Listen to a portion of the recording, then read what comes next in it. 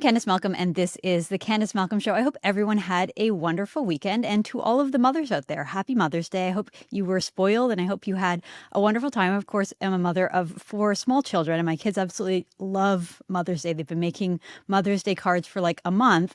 And as soon as Mother's Day was over, as soon as they gave me the cards, they started immediately on making their Father's Day cards. So it was all very fun and very cute. I want to give a quick shout out, though, to my own mother, because so much of the reason that my life is the way it is and the way that I am able to have 4 kids and also run a business and be a journalist and have a podcast is because my mom actually lives with us and she does so much. So having basically a stay-at-home grandmother is like the best gift that we could give to our children. And she's actually out on her own adventure right now. She's not here. She is in Spain. So her and her sister have decided to go off on sort of the adventure of a lifetime. They're doing the Way of St. James, or as it's called in Spanish, the Camino de Santiago, where they're basically walking across Spain doing an 800-kilometer pilgrimage from Balboa. They flew into Madrid and then up to Balboa, and then they are walking across the country, a 30-day trek, and they're really having the adventure of a lifetime. So I'm so proud of my mom for going and doing this with her sister, having this time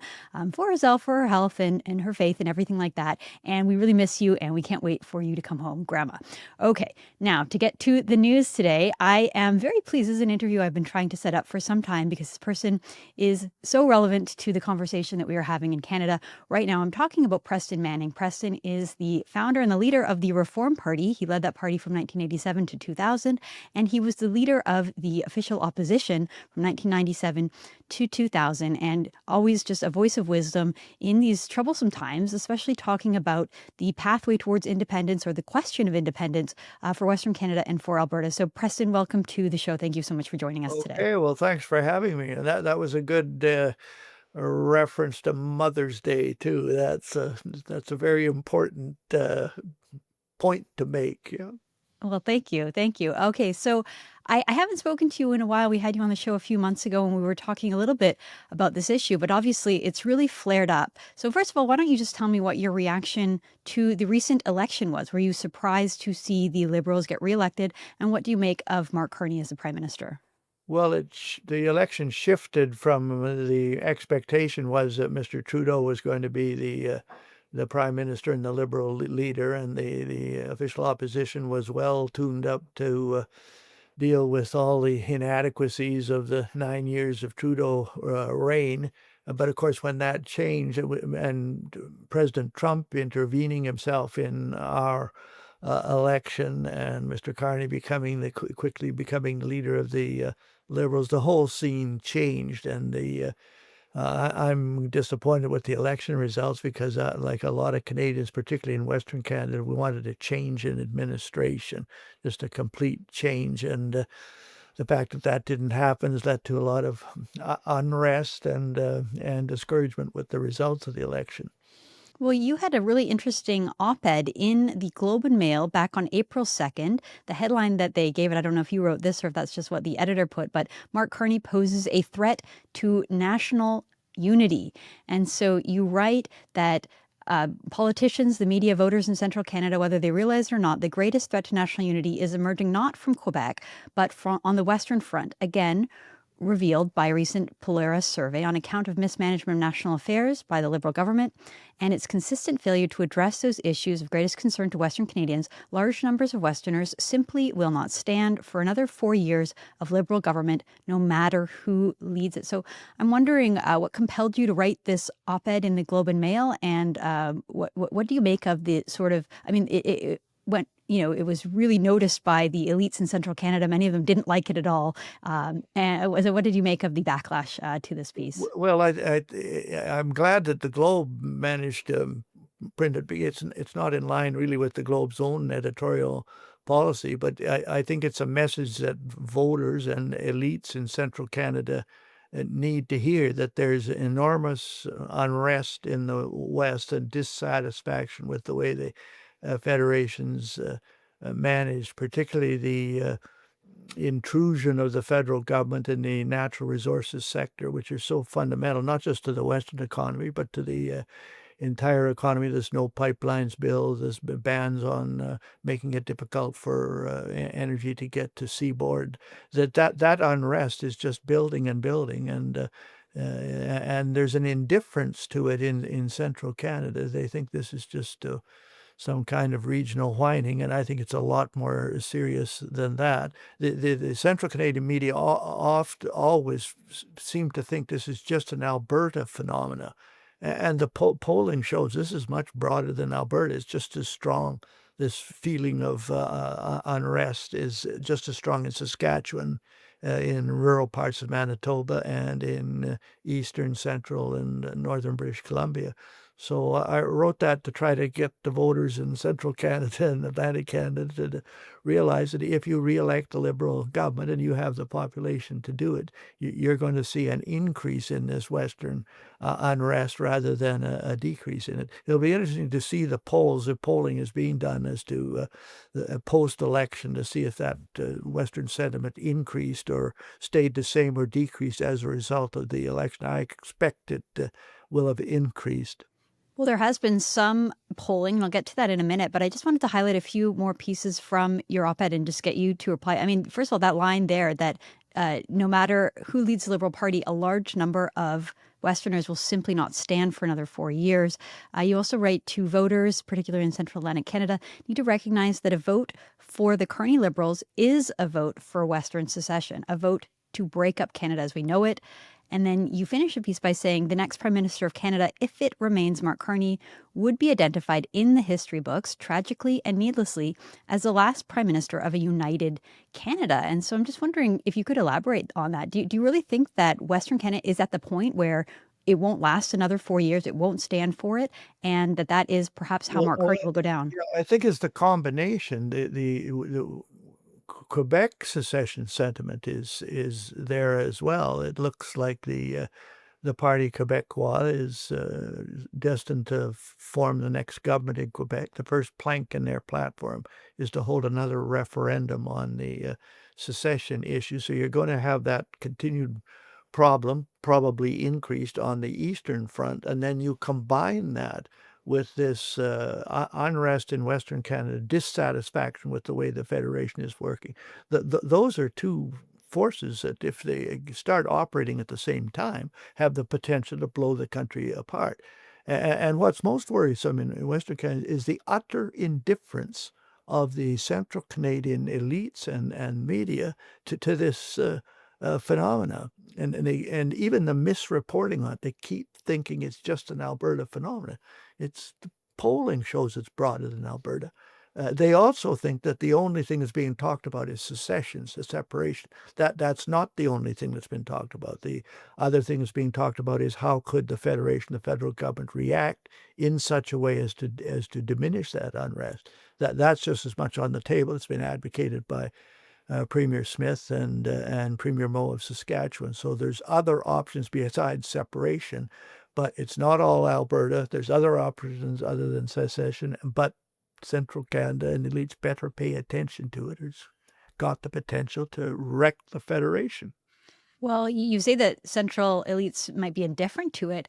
In some ways, it seems like they're deliberately hostile. I'll point to this Toronto Star article, op-ed. Yep. It wasn't even an op-ed, Preston, because it was written by someone who writes for the paper, a business columnist. And the title is it time for Alberta to go alone and break from Canada? And the sort of way that the Toronto Star was promoting this was let them go. Yes, it's time for Alberta to go, let them go, as in like there's some kind of a burden to the rest of Canada. Reading that as an Albertan, like what goes through your head when you see that kind of thing? Well, that's typical of the Toronto Star. In fact, if you wanted to fan the flames of secession in Western Canada, the best way to do it would be to give every Westerner a subscription to the Toronto Star.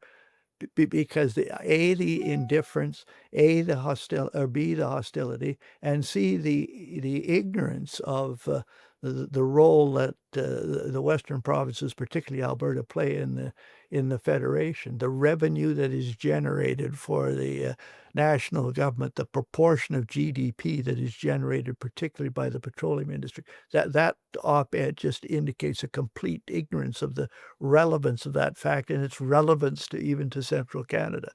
Well, it is something that I think a lot of Albertans know is how much Alberta contributes to the rest of the country above and beyond what it gets back in services. I don't know that that's common knowledge to folks in Ontario and Quebec, although it should be. I'm curious to hear your thoughts, Preston, on how Premier Danielle Smith has sort of responded. So the day after the election, April 30th, she came out and announced changes to the Citizens Initiative Act, which basically lowers the threshold by which a referendum can be prompted through a sort of a democratic process where where signatures requirement went from 20% of all voters down to 10% of all voters, and the threshold timeline was increased. And then last week, Premier Smith came out and announced what she calls the Alberta Accord, which is a plan to basically guarantee more pipelines for the future. She made four major demands, including a corridor to get Alberta energy and oil to tidewater in the Pacific, Arctic, and Atlantic.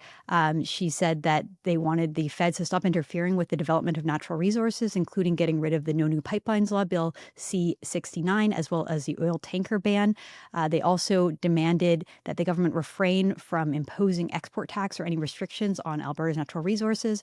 And finally, basically an end to equalization, that they wanted to create a new formula whereby big wealthy provinces like Quebec, Ontario, and British Columbia no longer get the transfers from Alberta. So what do you make of Premier Smith's actions and sort of what she's laying out on the table here? Well, I think it's a responsible approach. I think it's supported by a large number of Albertans. And the approach she is basically taking, say that there's a list of conditions that have to be met by the federal government and the federal parliament for the West to remain content within the federation, and she spells them out. Premier Moe's done the same thing, and I think her list is correct. It's very much based on this fundamental fact that apparently large numbers of Canadians don't get, that the biggest economic strength of this country is its natural resources.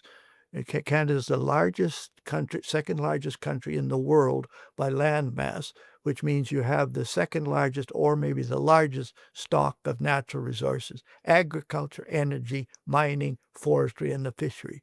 And the fact that under the Trudeau administration, those sectors were treated as relics from the past and environmental liabilities, when those are the building blocks of the Canadian economy. And what she's doing is asserting there's certain things that have to be done to remove the obstructions to the development of those sectors by the federal government. And that's not just in Alberta's interest, that's in the national interest. And the ball is now in the federal government's court, and people are going to watch the throne speech. And not just the speech. There's been talk about all this for a long time. They're going to watch whether there's any action on the part of the federal government to address those things on her list. And in terms of the referendum, of course, Alberta, again, Western Canada, tends to favor more democratic mechanisms: referendum, citizens' initiatives, freer votes in the legislatures and the parliament. And this is quite in accordance with that tradition. And basically, the referendum gives people a chance who want a particular position to be adopted by the governments to have a referendum to see how much support there is for it. Well, you mentioned earlier about having popular support, and you'd be curious to see what the polling numbers show. Well, last week we did get some polls. So, according to a new poll released by City News, 36% of Albertans and a majority of UCP voters want to leave Canada.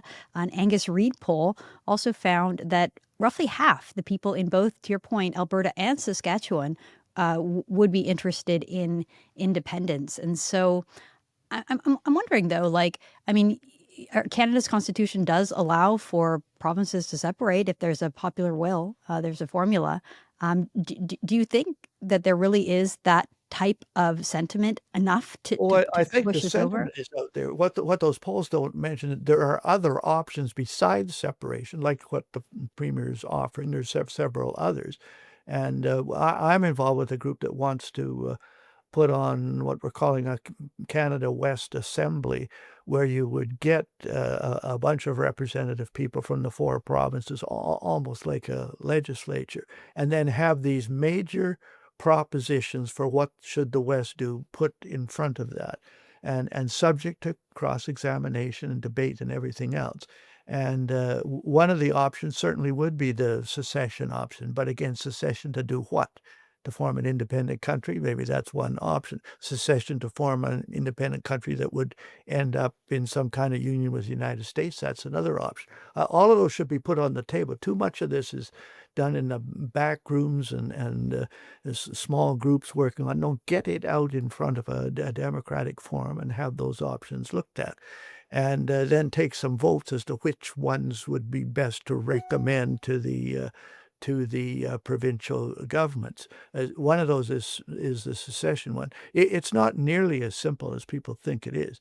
You could hold one of those referendums. Quebec is further along this road than the West is. But suppose you have to have according to the Clarity Act, you have to have a clear question and a clear majority on it. So let's take Quebec, but it could be the West. You have a question: should Quebec secede from the Canadian Federation and form a new country? Clear question. And then you got to get a clear majority, and there's big argument what's a clear majority, but it's probably 60% plus. But suppose you get it. Suppose you get that. Suppose you get what's going to happen then? Is that entity going to secede automatically, get out of the Federation? No. What that'll trigger is a big federal provincial constitutional conference triggered by a crisis and focused on that particular problem. But that's all that triggers. And then you're basically going to have a debate about whether you can reconfederation. And that would happen whether Quebec does it or whether Alberta does it. It's not simple. And a lot of these people that are advocating that just think it's that simple. That idea should get in front of some people that know what it's all about. And not antagonistic to it, but just say, here, you should understand constitutional law. And it's not as simple as you make it. Right. And so, just to go back to your op-ed in the Globe and Mail, you predicted that Carney, if he's re-elected, might be identified, what you said would then be identified in the history books as the last Prime Minister of United Canada. So presumably you do foresee something like this happening in the next 4 years. Well, no, if the federal government responded to some of this, then some of this could be averted. But there's a real skepticism in the West. I mean, Mr. Carney's done a 180-degree turn on. He used to be a total champion of climate change. Now that's been put in the background. Liberal Party was opposed to hydrocarbon energy development, opposed to pipelines, etc. Now he professes to be in favor of these things. So standing behind him at present, he's going to maybe change this tomorrow, was a cabinet, 23 people who just 3 months before were saying exactly the opposite of what he's been saying. So you can forgive Westerners for being pretty skeptical, and they'll be skeptical about the throne speech too. More words, probably words that try to address it. Where's the action? And that's what the premiers are watching. One of the themes, well, it relates to this is or if I was in the federal government's shoes and wanted to send a signal to the provinces to try to reduce this federal-provincial conflict, which virtually exists with every provincial government, I would introduce an act respecting provincial jurisdiction. And what that act would do is amend the major statutes, the federal statutes, that authorize intervention in areas of provincial jurisdiction, like the Canada Health Act. Health is a provincial responsibility, but the federal government intervenes under the Canada Health Act. Natural resources development, the Constitution's perfectly clear that this is in provincial jurisdiction. But the federal government, it passes legislation that directly interferes with it. The Impact Assessment Act, the No Pipelines Act, there's half a dozen of them. And then municipal government, the Constitution is perfectly clear. Municipal government and municipalities is a provincial responsibility. The federal government intervenes through the Canada Housing Act and through the Canada Mortgage Bank Act, where the mortgage bank makes big loans to municipalities without even talking to the provincial government. And then the Constitution also says property and civil rights is a provincial responsibility. The federal government intervened in that area through the Emergency Act, and the Courts even mentioned that some of that intervention was unconstitutional. So if the federal government passes statutes like that, pulling back out of those areas by amending the statutes and give it the power to do that, that would be a pretty clear signal to the provinces that the federal government understands the basis of unrest. But more speeches, more press conferences saying we're going to do something, et cetera, et cetera, et cetera. I don't think that it's going to take some action to remove the skepticism on those points. Well, I think it's granted. I mean, just the recent election that we just fought. I mean, this issue was basically never raised. I don't think I heard anyone put the question to Mark Carney. The focus of the campaign was almost entirely on our relationship with the United States, on President Donald Trump, potential tariffs. If anything, we had two federal debates. One of them was in French, where the entire debate was basically focused on Quebec and how to appease them and how to give them more.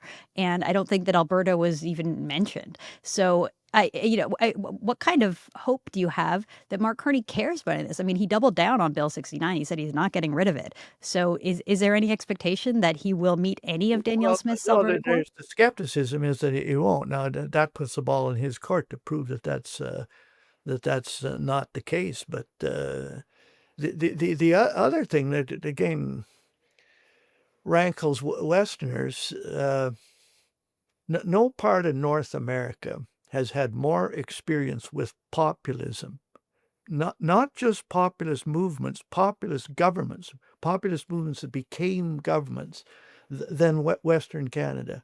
If anybody ought to be able to figure out a strategy how to deal with Donald Trump, because he's on top of a populist movement. In fact, the whole axis for looking at the political landscape, I think, has changed. The old landscape of it's all left, right, or center. Where are the left, right, and center? No, that's not the axis anymore. The axis is this way: bottom-up democratic populist movements versus political parties dominated by aristocratic elites. That's the new axis. And if you want to interpret the American landscape, that's what's happened there. You've got this bottom-up populist movement that put a leader at the top. Whether he's a populist or not, time's going to tell. But he's on top of a populist movement. Well, by Western Canada's experience, how do you get to the leader of a populist movement? Not necessarily by going to Washington. I mean, maybe there's a place for that. You get to him through his own followers. Mm-hmm. That's how you get to him. Trump has to pay attention to the people that got him there. And one of the promises he made to the people that got him there was he'd lower their cost of living. Now, what tariffs and counter tariffs do is increase. It's a consumer that ends up paying in those non-productive tariff wars. So I think there's a way to get to Trump if you want to, say, reduce his policy on tariffs. It's not through counter tariffs, although you can maybe make a short-term argument for them. It's by getting to his followers. And when Premier Smith went down and got on one of these big American talk shows that's got 30, 40 million followers, that's what she's doing. She's getting to Trump's constituency. And there's going to be senatorial elections in a third of the states in 2026. Canadians ought to be involved in those and get anti-tariff Republicans to get into the Senate. Western Canada has some wisdom on how you deal with populist movements and populist governments. Central Canada doesn't have the foggiest notion about. And most of those commentators, I say to political science students, particularly if your prof is still talking about politics, left, right, center, left, right, center, left, right, center, ask him, does he also think the earth is flat? Because Well, he's operating in a framework that I think doesn't exist. I'm curious to hear your thoughts on the Oval Office bilateral meeting that we saw last week between President Trump and Mark Carney, because it seems to me that if you're watching online and you saw the commentary from X and YouTube, it was very critical of Mark Carney. And it basically said like, this guy was out of his league and Trump basically just had him for breakfast. Whereas if you're watching the traditional media, the CBC and others, they were very complimentary of Mark Carney, saying that he was sort of masterful playing a game of chess and whatever. My own perspective is that I think Trump kind of humiliated him. Like he gets that Mark Carney is there because of Donald Trump. And like, there's no denying that. Like, Donald Trump came in, he created this huge political problem in Canada, and Mark Carney was seen as the one who could solve it. Mark Carney got elected basically off of bashing Donald Trump. And Trump almost kind of appreciates that. He was having fun with Carney, sort of saying, like, this one of the greatest political comebacks of all time, even better than mine, right? And almost kind of taking credit for the fact that he was there, laughing at the fact that Carney had been bashing him, maybe open to some kind of a discussion or a debate. But in my perspective, it seems that Carney was unwilling to make the concessions, right? Like Trump is concerned about the trade imbalance. Carney has no interest in reducing many of our own barriers and our own subsidies and our own sort of supply management issues. And he was more interested in just hitting back, like dollar for dollar tariffs and all that kind of stuff. So I'm curious to hear your thoughts on that exchange. Well, for one thing, I find it embarrassing from a democratic standpoint that an American president can dominate and almost dictate a Canadian election.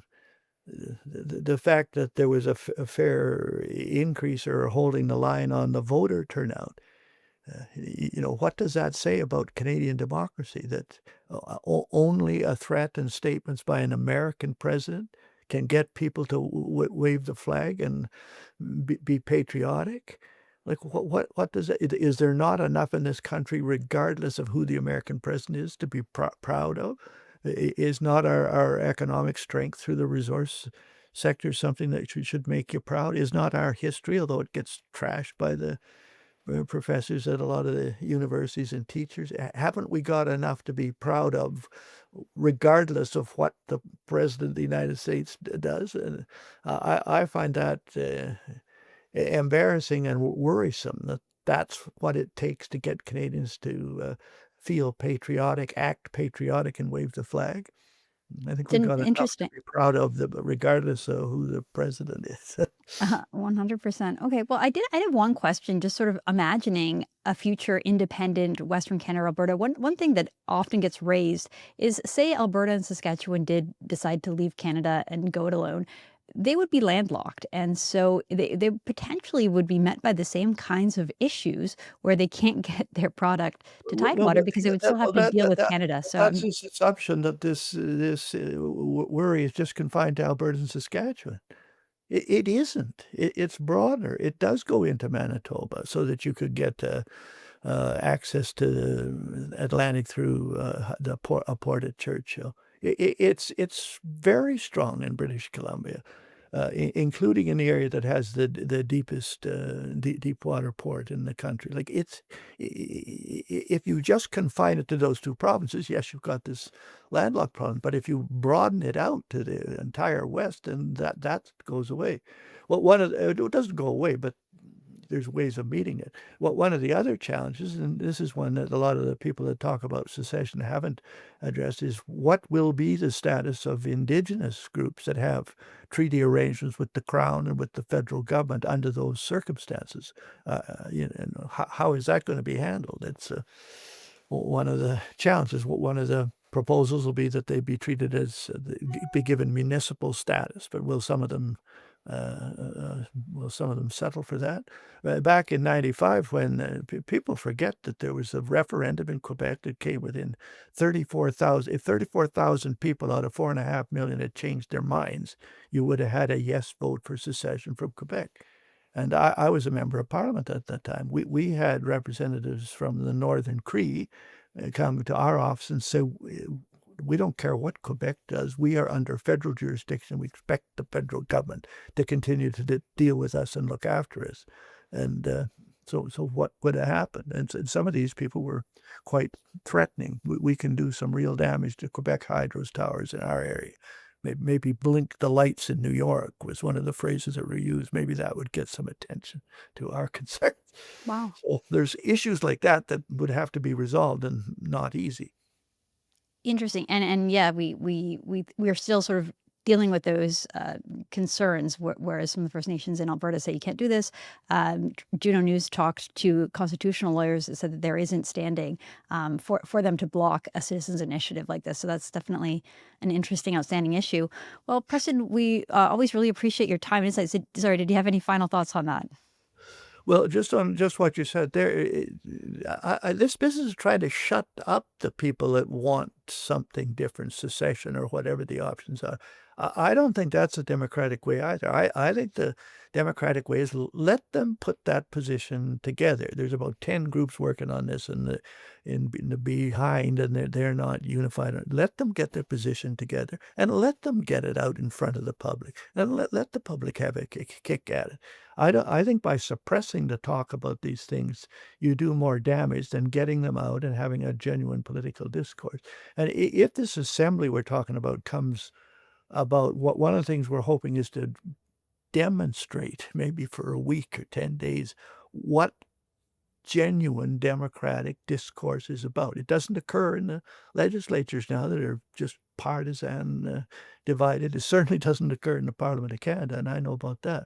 But can we not, for 10 days, have people present positions clearly, and they're listened to? Can we not have them cross-examined by asking questions and getting answers? Can those people not be obliged to listen to other people? We're going to listen to you, but you got to listen to something else. And can you not take some votes at the end that indicate how much support there is for a particular proposition? Where today is there genuine democratic discourse? Hopefully, maybe this assembly can demonstrate it, and demonstrate it on an issue of the future position of the West in the Federation. Well, it's so interesting, Preston Manning. Thank you so much for your time, your insights. We're really looking forward to, I hope that comes to fruition, and maybe we will have some real debate and real democratic discussions in this country. Thank you so much for everything. Okay, well, thank you for having me. All right, folks, that's all the time we have for today. Thank you so much for tuning in. I'm Candice Malcolm. This is the Candice Malcolm Show. Thank you, and God bless.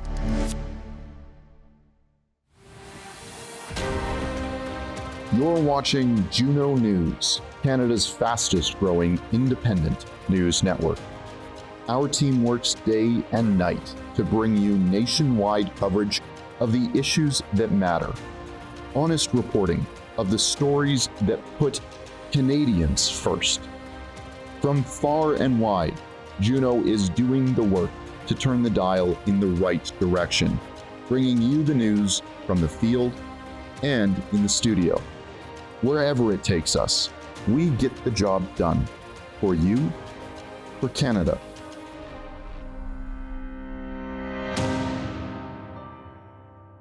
Subscribe today and help us replace the CBC. Go to junonews.com to join the fight.